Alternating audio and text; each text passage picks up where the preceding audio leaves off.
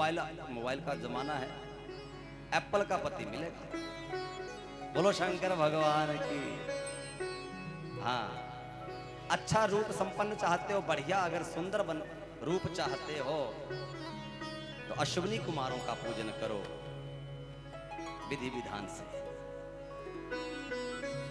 और अगर कुछ नहीं चाहिए तो नारायण प्रभु की पूजा करो। इसलिए कहा गया अकामः सर्व कामो वा मोक्ष काम उदार धीः। अकाम हो चाहे सकाम हो, नारायण प्रभु की सबको पूजा करनी चाहिए और शंकर भगवान की सबको पूजा करनी चाहिए। और हमारा ये मानव देह हमें मिला ही उपासना के लिए है। उपासना के लिए ही ये मानव देह प्राप्त हुआ है। और जो मानव देह इस मानव देह को प्राप्त करके भगवान की उपासना नहीं करता, उसकी 4 पशुओं से तुलना की गई है अन्य पुराणों में, भागवत जी में। स्वविड्वराहोष्ट्र करैः संस्तुतः पुरुषः पशु। स्वविड्वराह होष्ट्र खरैः, पहला पशु है स्व माने कुत्ता। जो भगवान की उपासना नहीं करता, मानव देह प्राप्त करके व्यर्थ में झगड़ता रहता है, भौंकता रहता है, तो कुत्ते बड़े प्रसन्न होते हैं कि आदमी बन गया पर है ये हमारी प्रजाति का। उसको देखकर कुत्ते बड़े प्रसन्न होते हैं। खान पान का जो ध्यान नहीं रखता, अभक्ष्य वस्तुओं का जो भक्षण करता है, तो उसे देखकर सूकर गांव का सूअर बड़ा प्रसन्न होता है। गंदगी खाने वाले। और जो अभिमान में सिर ऊंचा करके चलता है, अभिमान में चूर रहता है, तो ऊंट उसको देखकर बड़ा प्रसन्न होता है। उसकी उपमा ऊंट से की गई है। और चौथा है गधा। गधा, ठीक है ना। जब ये जीव संसार में आकर जो है अपने परिवार का पालन पोषण करने में व्यस्त रहता है, भगवान की उपासना करता नहीं, पूजा का समय नहीं, धर्म कर्म का काम नहीं, यज्ञ और धर्म जो है जीवन में है ही नहीं है। और जीवन भर उसने अपने परिवार का पाल पोष कर उनका भरण पोषण किया, और अंत में उसी परिवार ने जब बुढ़ा हुआ तो एक तरफ को खटिया छोड़ के, खटिया डाल के उस पे डाल दिया बुढ़ा। कोई नहीं पूछता घर में, तो गधा बड़ा प्रसन्न होता है। मैंने भी अपने जीवन में अपने मालिक के लिए जीवन भर काम किया, ईंटें ढोई, पत्थर ढोए, लेकिन अंत में जब मैं बुढ़ा हुआ तो मुझे भी मेरे मालिक ने डंडा मारा। आज तक किसी गधे को गोल्ड मेडल नहीं मिला कि इसने बड़ा भारी काम किया है। बोलो शंकर भगवान। क्या मिला? डंडा। और जिसने जीवन में भगवान की भक्ति नहीं की, शिव आराधना नहीं की, धर्म का काम नहीं किया, अंत में उसी के परिवार ने उसे डंडा मार दिया या वृद्धाश्रम छोड़ दिया। गौरी गोपाल आश्रम इसलिए तो बने, ठीक है ना। तो गधों की तरह बोझा ढोया जीवन भर, तो गधा बड़ा प्रसन्न होता है। बोलो शंकर भगवान की। अच्छा, अब यहां लिखा है पू का अर्थ एक लक्ष्मी से भी है। पूजा, पू माने लक्ष्मी। सुख को भी, इसका तात्पर्य सुख से भी होता है। ऐश्वर्य, सुख और लक्ष्मी। पू, जा माने जन्म। जो पूजा करता है उसके जीवन में लक्ष्मी, सुख और ऐश्वर्य का जन्म होता है। और जलधारा शिव प्रिया, भगवान शंकर को जलधारा बहुत प्रिय है। पृथ्वी आदि से बनी मूर्ति सब प्रकार की इच्छाएं पूर्ण करती हैं। देवों के अभिषेक करने से आत्मशुद्धि होती है, इसलिए भगवान शंकर का अभिषेक की बड़ी महिमा है। जब आप गंध चढ़ाते हो, पूजा करते हो, गंध अर्पण करते हो तो गंध से पुण्य की प्राप्ति होती है। गंधम द्वारा दुराधर्षाम नित्य पुष्टाम करीश्वरीम ईश्वरीम सर्वभूतानां तामी हो पहवे श्रियम। गंध लगाया तो उससे पुण्य की प्राप्ति होती है। नैवेद्य, जब आप नैवेद्य चढ़ाते हो, ओम त्वदीयं वस्तु गोविंद तुभ्यमेव समर्पये, या फिर नाभ्या आसीदंतरिक्षगं शेषणो द्यौः समवर्तत पद्भ्यां भौमिर्दिशः श्रोत्रान् तथा लोकान् अकल्पयन्। तो जैसे नैवेद्य चढ़ाते हैं, नैवेद्य भगवान को लगाते हैं, उससे आयु की वृद्धि होती है। धूप हम भगवान को अर्पण करते हैं, उससे धन की प्राप्ति होती है। पर ध्यान रहे, धूप अच्छा हो, असली हो, नकली से सावधान। आजकल नकली धूप, प्लास्टिक रबड़ जलाकर जो है धूप बनाया जा रहा है। सुनने में तो ऐसा भी आया कि ये जो धूप बनता है, ये टायर की जो रबड़ होती है, बेकार जो टायर होते हैं ना, उनको जला के उनकी रबड़ से बनाया जाता है। हो सके तो अपने घर में आग होती है ना, पर आजकल आग तो है ही नहीं माताओं के घर में। यहाँ को निहार में, बाजार में तो बिल्कुल ही नहीं मिलेगी आप लोगों को। है चूल्हे वाले हैं भी, लगता नहीं मुझे। और अग्नि के ऊपर आप घी छोड़कर भी धूप कर दे सकते हैं। गूगल बढ़िया अच्छा गूगल धूप होता है, उसका प्रयोग करके उसको भगवान को दो। धूप जब आप प्रदान करते हैं तो उससे घर में धन संपत्ति आती है, वैभव आता है, धन की प्राप्ति होती है। और जब आप ज्योत जला के दीप प्रज्वलित करते हैं, दीप दान से ज्ञान का उदय होता है। हम आपको दीप दान का महत्व भी आज बताएंगे।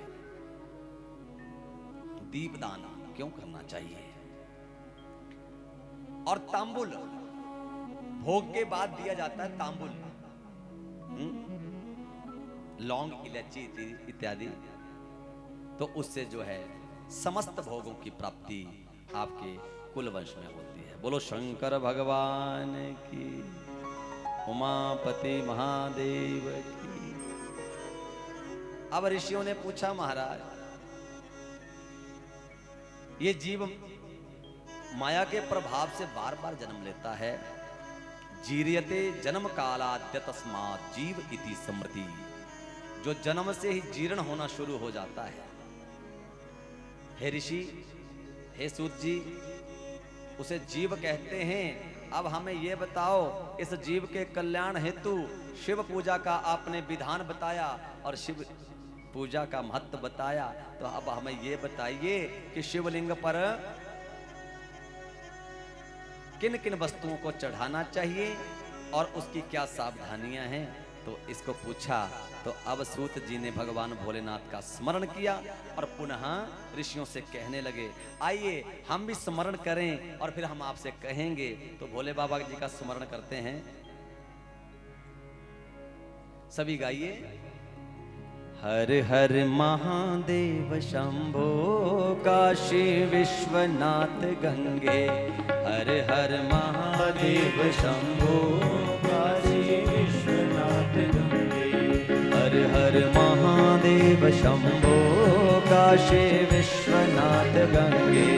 हर हर महादेव शंभो काशी विश्वनाथ गंगे। काशी विश्वनाथ गंगे, काशी अमरनाथ गंगे। काशी विश्वनाथ गंगे, काशी अमरनाथ गंगे। ओ काशी विश्वनाथ गंगे, काशी अमरनाथ गंगे। काशी विश्वनाथ गंगे, काशी अमरनाथ गंगे। बोलो हर हर महादेव शंभो विश्वनाथ गंगे। हर हर महादेव शंभो काशी विश्वनाथ गंगे। ऐसे नहीं, ना दोनों हाथ उठाकर ताली सेवा करते हुए बोलो शंकर भगवान की जय हो।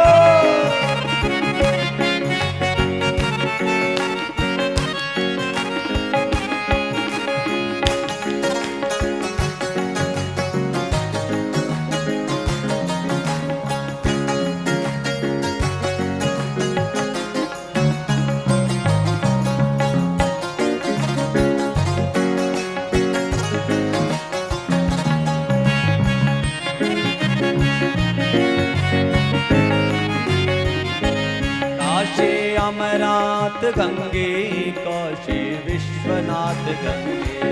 काशी अमरनाथ गंगे, काशी विश्वनाथ गंगे। ओ काशी विश्वनाथ गंगे, काशी बद्रीनाथ गंगे। काशी विश्वनाथ गंगे, काशी अमरनाथ बोलो। गंगे। हर हर महादेव शंभो, काशी विश्वनाथ गंगे। हर हर महादेव शंभो, काशी विश्वनाथ गंगे। ओ हर हर महादेव शंभो, काशी विश्वनाथ गंगे। हर हर महादेव शंभो, काशी विश्वनाथ गंगे।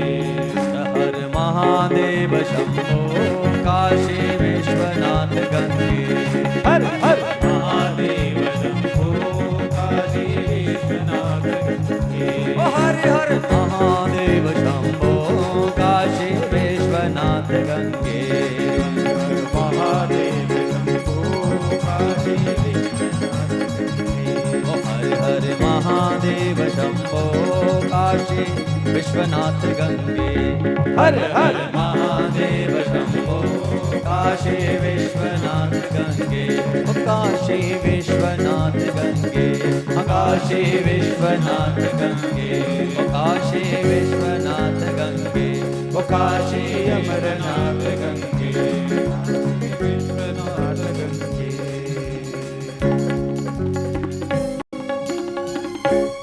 बोलो शंकर भगवान की।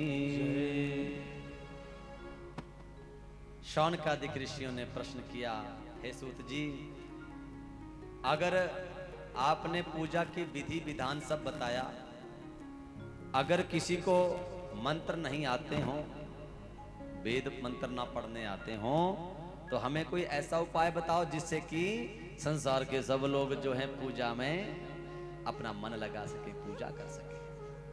तो सूत जी ने कहा, ऋषियों,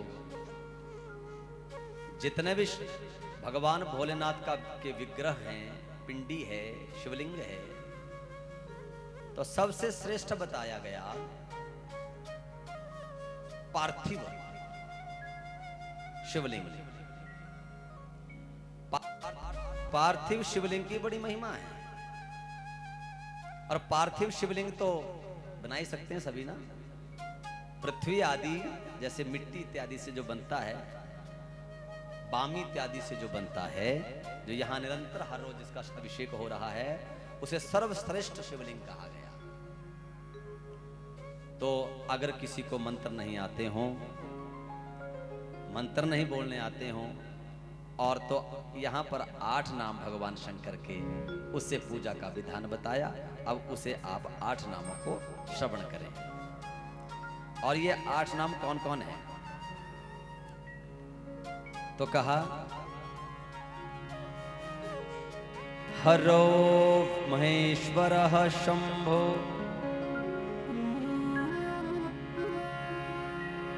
हरो महेश्वरः शंभो, शूलपाणि पिनाकधृत, शिवः पशुपतिश्चैव, महादेवो इति क्रमा। ये बड़े काम की चीज बताई सूत जी ने, ये सबके काम की है। ध्यान से सुनना प्रिय बंधुओं।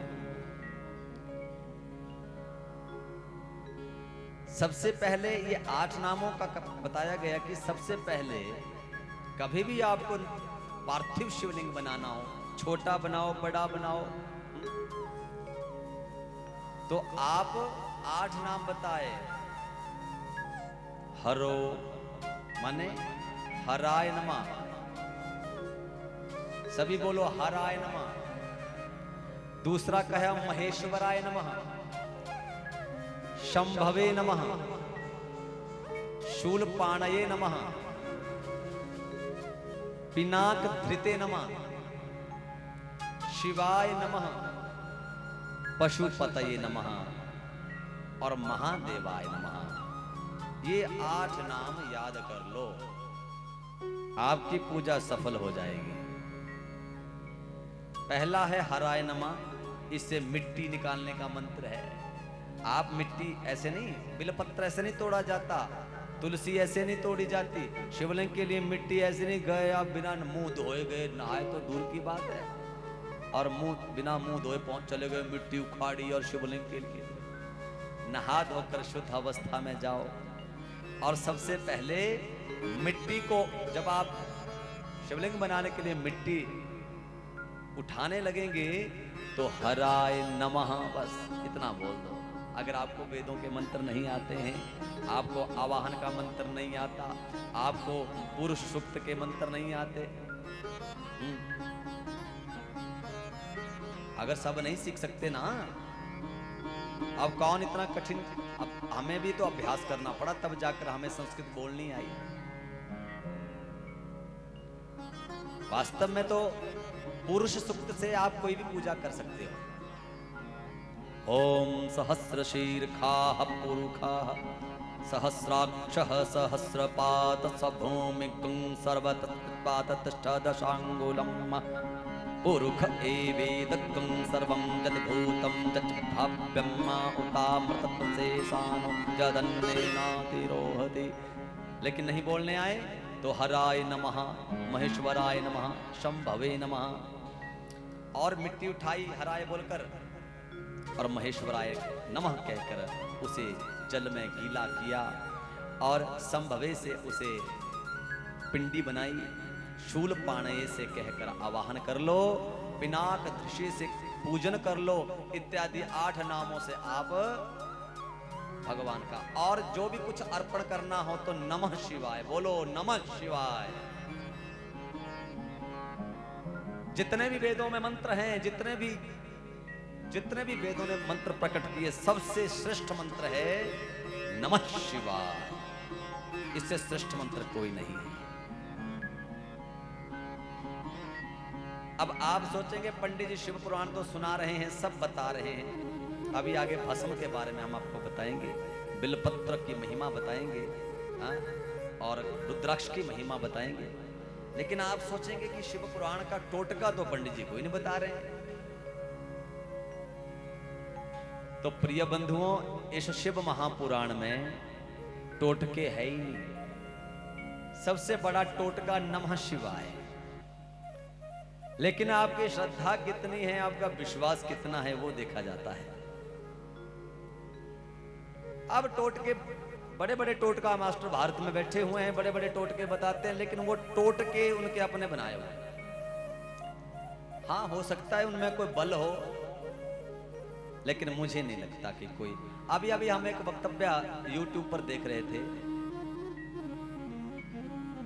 तो टोटका मास्टर कोई सोशल मीडिया के हत्थे चढ़ गया, और सोशल मीडिया पर न्यूज चैनल वाले आपको बताइए, वो तो फिर बाल की खाल उतारते हैं। तो महाराज उन्होंने एक ही प्रश्न किया, आप कहते हैं कि ये वाला टोटका करो, वो वाला टोटका करो, बिलपत्र के ऊपर शहद लगाओ, शहद को चिपकाओ भोले बाबा के, तो उससे जो है आपका ये हो जाएगा, वो हो जाएगा। परंतु अगर ऐसा होता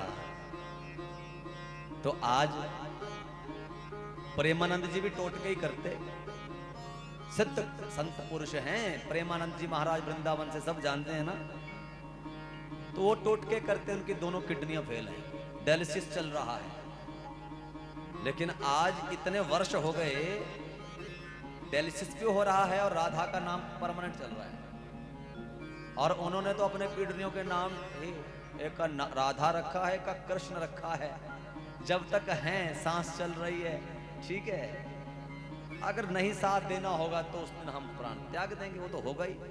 इसलिए राधा कृष्ण नामक दोनों किडनियां कंटिन्यू लगभग 14-15 साल से, कौन जीता है बिना किडनी से। डायलिसिस भी हो जाता है बीच बीच में। लेकिन उन्होंने भी कहा कि अगर ऐसा होता तो हम अपने राधा जी को छोड़कर टोटकों की ओर बढ़ जाते। वास्तव में होता ऐसा ही है, हम अपने इष्ट की सिद्धि छोड़ देते हैं, हम अपनी कुलजा को भूल जाते हैं, टोटका मास्टर के पीछे दौड़ पड़ते हैं। बोलो शंकर भगवान की।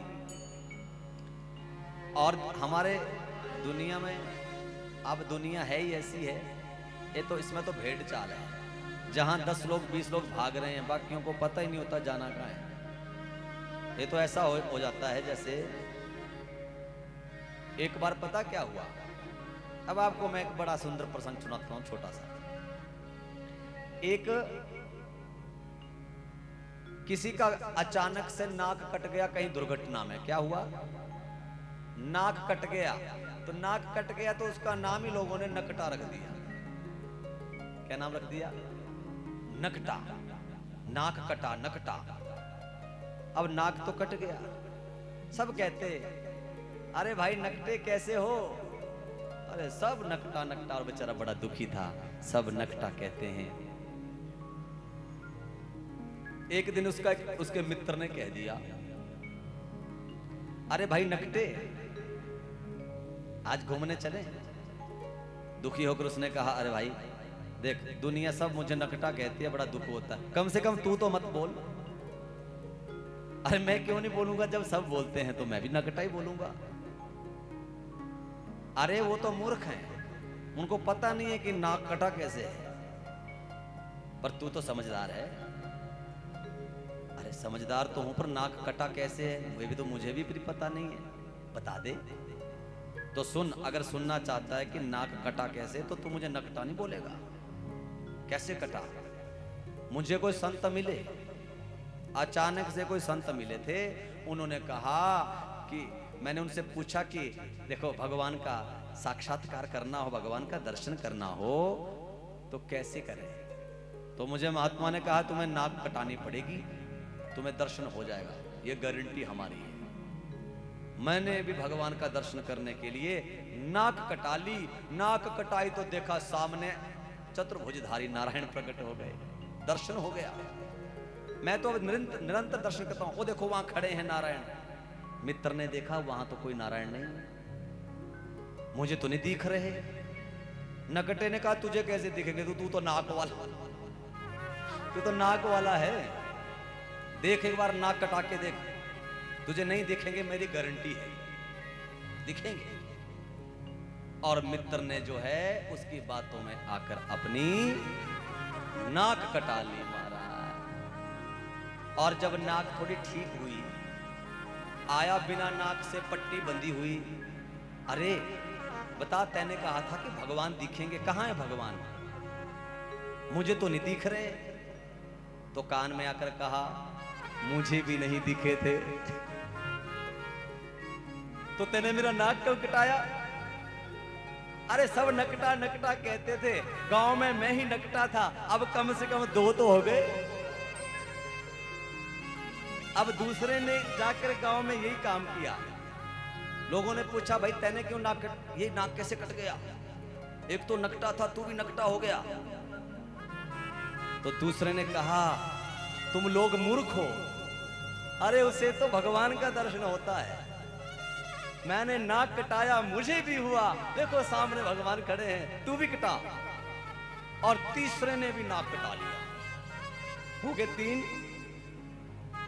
और तीसरे ने चौथे को, और सब ने जब पूछने लगे, दुनिया पूछने लगी नाक कैसे कटा, भगवान दिखते हैं। और पूरा गांव किसका हो गया?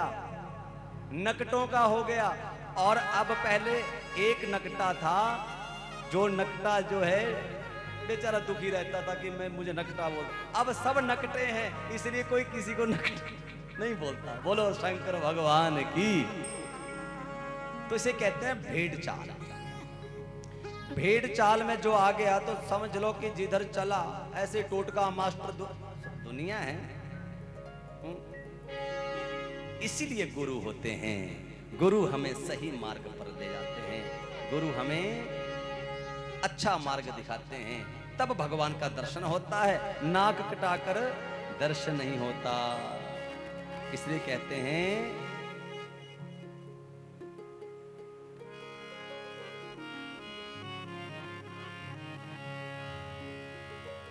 जब संत मिलन हो जाए,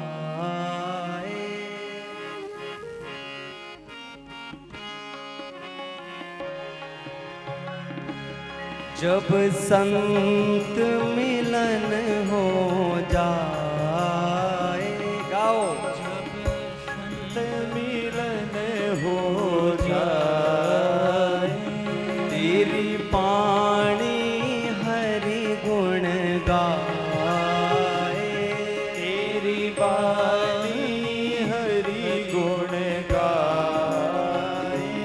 जब गुरु का दर्शन हो जाए, जब गुरु का दर्शन हो जाए, तब इतना समझ लेना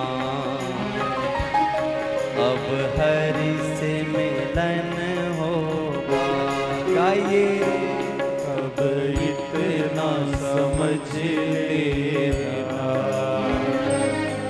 अब हरि से मिलन होगा।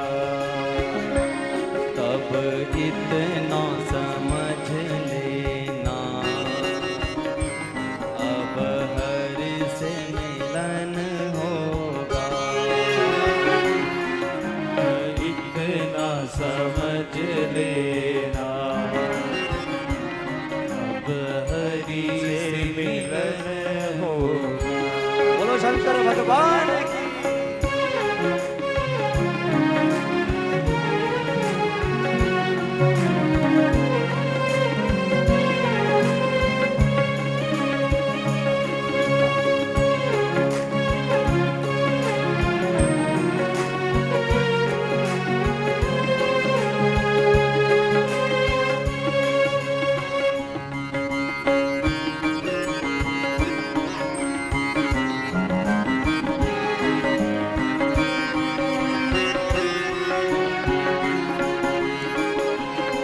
जब क्रोध किसी पे ना आए, जब क्रोध किसी पे ना आए, सब में तो हरि नजर आए, सब में तो नजर हरि आए, सब में तो नजर हरि आए, सब में तो नजर हरि आए।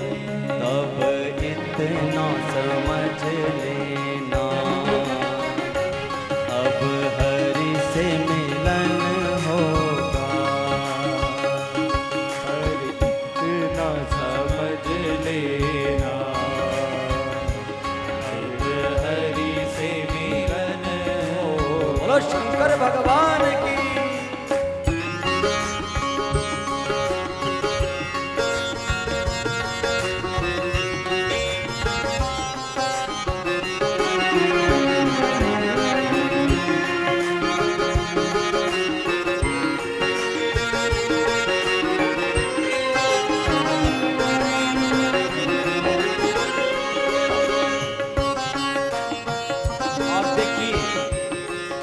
जब आप भगवान की भक्ति में लीन होकर अपना मन उनके चरणों में लगाएंगे और जब प्रभु हमें अपनी भक्ति प्रदान करेंगे, अपना प्रेम प्रदान करेंगे और उनके सामने बैठकर देखो संत क्या कहते हैं,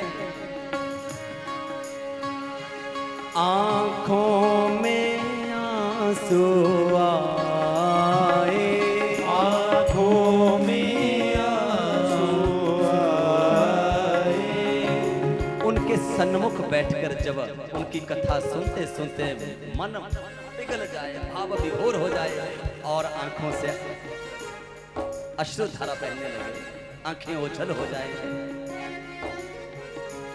आंखों से आंसू आए, आँखों से आंसू आए, दिन रात याद प्रभु आए, दिन रात याद प्रभु आए, कोई दूजा ना मन को भाए, कोई दूजा न मन को भाए, दर्शन को मन ललचाए, दर्शन को मन ललचाए, अब इतना समझ लेना अब हरि से मिलन होगा, अब इतना समझ लेना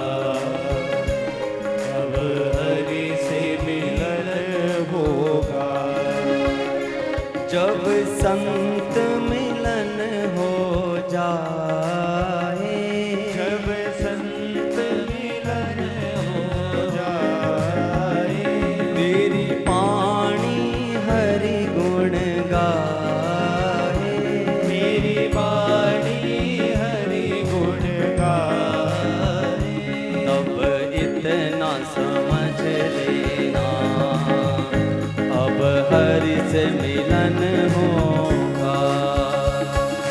इतना समझ लेना, अब हरि से मिलन होगा। तब इतना समझ लेना, अब हरि से मिलन होगा। इतना समझ लेना, अब हरि से मिलन होगा। अब हरि से मिलन होगा। हरि से मिलन होगा।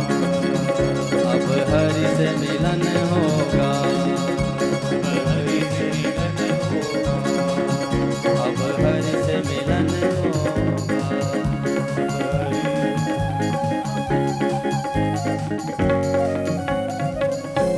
बोलो शंकर भगवान की जय हो।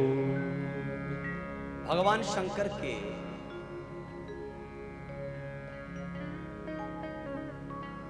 10 परिवार के सदस्य हैं, उनकी भी पूजा का विधान है। अब वो कौन कौन है? ईशान, नंदी, चंड, महाकाल, भृंगी, वृष, स्कंद, कपर्दीश्वर, सोम और शुक्र, ये 10 भगवान शंकर के परिवार के सदस्य हैं। और इनकी भी पूजा हो जाए तो और आपकी पूजा सार्थक होगी और ज्यादा लाभकारी होगी, आपको उसका अधिक लाभ मिलेगा। मंत्र नहीं आते तो खाली भगवान का नाम लेकर आप उनकी पूजा, इनकी पूजा भी कर सकते हो। शौनक आदि के ऋषियों ने, ध्यान से सुनना है, तो यहां सूत जी कहते हैं, ऋषियों जो शैव हैं उनको शिव नैवेद्य अवश्य ग्रहण करना चाहिए। जो शैव है ना, जिनके इष्ट भगवान शंकर है, उनको शिव का नैवेद्य अवश्य ग्रहण करना चाहिए। और जो वैष्णव हैं या दूसरे किसी संप्रदाय से हैं, देवी के उपासक हों, ठीक है, तो दूसरे संप्रदाय से दीक्षित होते हैं, उनके बारे में सुन लो। तो सूत जी ने कहा भगवान शंकर के साथ अगर सालिग्राम जी रख दिए जाएं तो प्रसाद ग्राह्य हो जाता है, अन्यथा अन्य के लिए शिव और जो शैव हैं उनको फिर सालिग्राम रखने की जरूरत नहीं है।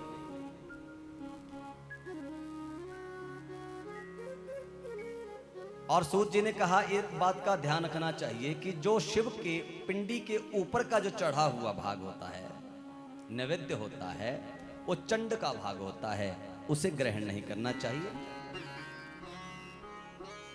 तो इस प्रकार से यहां पर लिखा भी है शिव महापुराण में,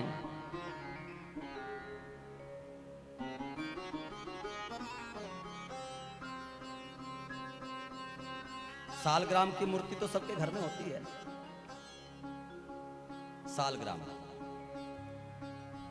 सालग्राम की मूर्ति का स्पर्श शिव के पास चढ़ाए हुए नैवेद्य को ग्राह्य कर देता है।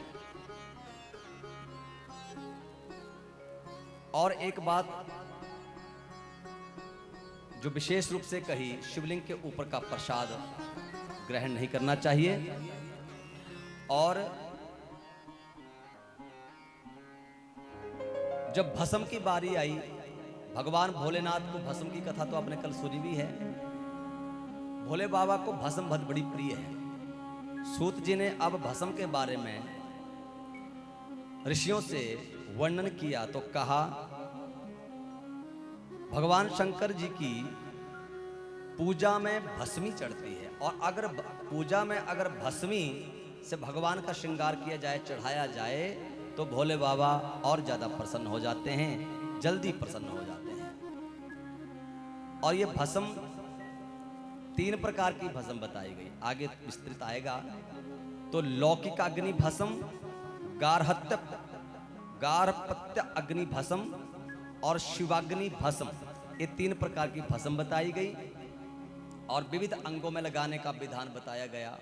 वैसे तो 32 अंगों में लगानी चाहिए या फिर 16 अंगों में भस्म लगानी चाहिए जो शिव की पूजा में बैठा हो, और ज़्यादा नहीं है तो फिर 8 अंगों में भस्म को लगाएं और त्रिपुंड लगाकर तब भगवान शंकर की पूजा करें तो पूजा ज़्यादा सार्थक होती है। बोलो शंकर भगवान की। और रुद्राक्ष और बेलपत्र से भगवान की पूजा का विधान। जो व्यक्ति भगवान शंकर पर जल चढ़ाकर बेलपत्र चढ़ाता है और भगवान को भस्म अर्पण करता है तो उस व्यक्ति का जीवन पावन हो जाता है, पवित्र हो जाता है और समस्त ज्ञाता ज्ञात पापों से वो छूटकर शिव धाम को प्राप्त होता है। और आगे रुद्राक्ष का वर्णन आता है, थोड़ा श्रवण कर लो, उसके बाद फिर हम आगे लीला प्रकरण में चलेंगे, थोड़ी आपको बढ़िया लीलाएं भी सुनाएंगे। तो जैसा जैसा शिव पुराण में वर्णित है अब हमें तो उसी हिसाब से सुनाना पड़ता है ना, ज्ञान है। और शिव पुराण तो बृहद है, महान है, इसको हम पूरा नहीं कर सकते। 11 दिन में मुश्किल है, 3 घंटे कथा करनी, 11 तिया 33। तो प्रिय बंधुओं 33 घंटे में शिव पुराण को असंभव है, लेकिन कहीं कहीं हम कुछ कथाओं को संक्षेप करेंगे, कहीं विस्तार से सुनाएंगे, ऐसे सुनाया जाता है। रुद्राक्ष का प्रश्न आया तो शिव महापुराण में लिखा है,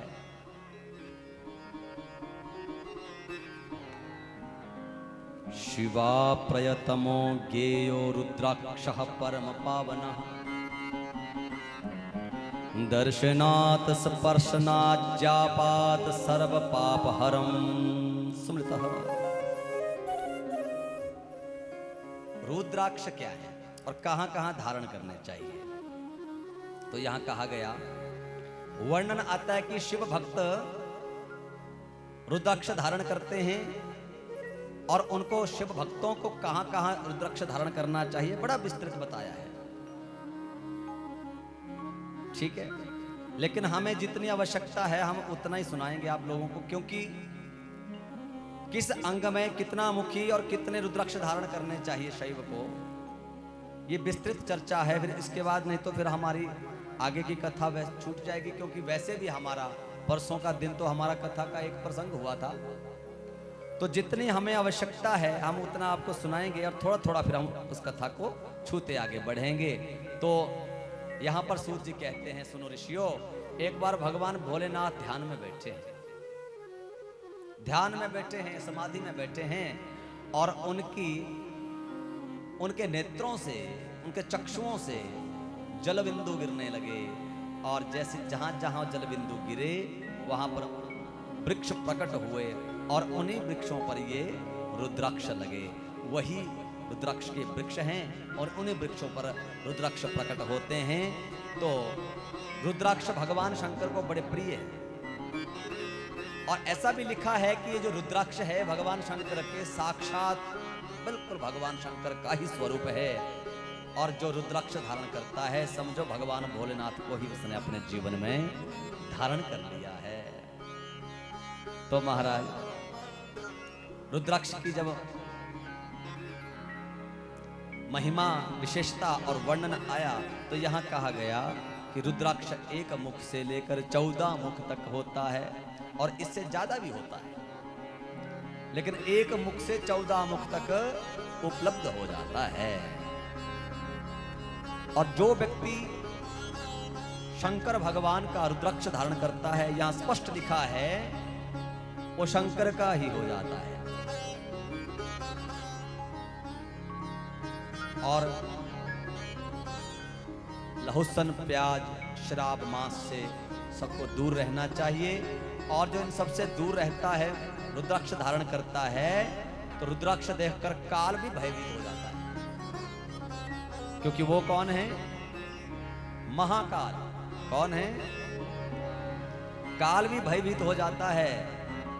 महाराज हमने ऐसा भी सुना कि कोई एक ऐसा शिव भक्त था जिसने अपने कुत्ते को भी रुद्राक्ष धारण किया था, करवाया था, और वो कुत्ता भी चांडाल योनि से भी मुक्त हुआ, संसार से भी मुक्त हुआ और शिव धाम को प्राप्त हुआ। आजकल इंसान भी नहीं पहनते। इंसानों को देखो, रुद्राक्ष कौन दान करता है? आजकल तो फैशन है भैया, और बढ़िया बढ़िया चीजें आई हैं, कौन पहनने का रुद्राक्ष। लेकिन रुद्राक्ष यहां लिखा है, जो वैष्णव हैं, राम या कृष्ण को मानते हैं, उनको अपना इष्ट मानते हैं, उनके लिए तुलसी की माला, और जो शैव हैं, शंकर भगवान को अपना इष्ट समझते हैं, तो उन्हें उनके लिए रुद्राक्ष की माला, तुलसी की माला, रुद्राक्ष की माला। और एक शंका और है, अधिकतर लोग हमें पूछते हैं, गुरुजी हमने तुलसी धारण की है, क्या हम रुद्राक्ष पहन सकते हैं? या शैव पूछते हैं कि हमने तुलसी धारण रुद्राक्ष धारण किया है, क्या हम तुलसी की माला पहन सकते हैं?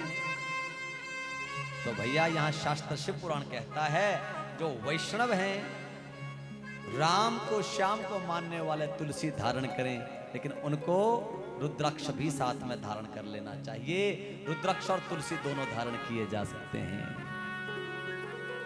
तो एक मुखी रुद्राक्ष का वर्णन आता है शिव महापुराण में। तो एक मुखी रुद्राक्ष जो है भगवान शंकर का स्वरूप है, साक्षात स्वरूप है, लेकिन नकली से बचना चाहिए। नकली नहीं, असली। आजकल तो नकली क्या चला है, हर चीज डुप्लीकेसी है। इसलिए एक मुखी रुद्राक्ष जो धारण करता है, साक्षात मोक्ष, भोग और मोक्ष को वो प्राप्त कर लेता है, उसको प्राप्ति हो जाती है। जहां एक मुखी रुद्राक्ष होता है, वहां लक्ष्मी वास करती है, यह भी कहा गया है। और दो मुखी रुद्राक्ष के बारे में बताया गया, ये देव देवेश का स्वरूप है, जो समस्त कामनाओं को पूर्ण करता है। और तीन मुखी रुद्राक्ष साक्षात साधन का फल देने वाला है। चार मुखी रुद्राक्ष ब्रह्मा जी का स्वरूप है, और ब्रह्मा जी के चार मुख है, इसलिए ये भगवान ब्रह्म देवता का ही स्वरूप है। और चार पुरुषार्थ प्रदान करता है वो चार मुखी रुद्राक्ष जो धारण करता है, माने धर्म, अर्थ, काम, मोक्ष। पांच मुखी रुद्राक्ष कालाग्नि रुद्र का स्वरूप होता है। रुद्र ज्यादातर तो पांच मुखी मिलते हैं ना, अधिकतर जो रुद्राक्ष मिलेगा आपको पांच मुखी मिलेगा, पांच मुख वाला। तो भगवान रुद्र का स्वरूप पांच मुखी रुद्राक्ष है। और छह मुखी रुद्राक्ष अगर किसी को मिलता है तो षडानन, छह मुख वाले कार्तिकेय जी का स्वरूप है। और कार्तिक जी के छह मुख हैं, उसको दाहिनी भुजा में जो धारण करता है, उसको ब्रह्म हत्या जैसे पापों से भी मुक्ति मिल जाती है। बोलो शंकर भगवान की। दाहिनी भुजा में। और रुद्राक्ष का जो सात मुखी का महत्व है, ये अनंग रूप है। अनंग माने कामदेव, कामदेव स्वरूप है। उसको धारण करने से गरीबी दूर होती है, कामनाएं की पूर्ति होती है। और आठ मुखी जो रुद्राक्ष हैं, भैरव का स्वरूप होता है। धारण करने से पूर्ण आयु प्राप्त होती है।